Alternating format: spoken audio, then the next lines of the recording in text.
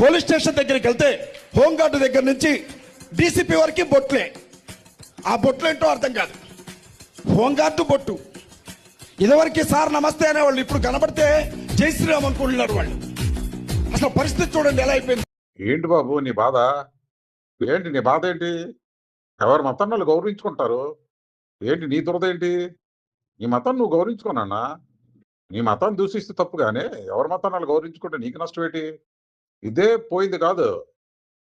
మీ తాత ముత్తాత కూడా జై శ్రీరామ అని అనేవారు.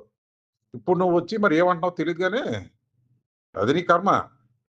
నువ్వు ఎలాగుంటావో అది నీ ఇష్టం. కానీ ఎదుటోడు ఎలాగ ఉండాలని చెప్పడం మాత్రం చాలా తప్పు. అది ప్రజల్ని బాధ పెట్టే మాటలవుతాయి. జాగ్రత్తగా ఉండు. నీకెందుకు? నీవు ఏది ఆశిస్తున్నావో, నువ్వు ఏం ఆచరిస్తున్నావో అది ఆచరించు. అంతేగాని ఎదుటోడిని మాత్రం నువ్వు ఇలా చెయ్యి, నువ్వు అలా చేయని చెప్పే రైట్ ఎవరికి లేదు. కనుక మూసుకోనన్నా, మూసుకో.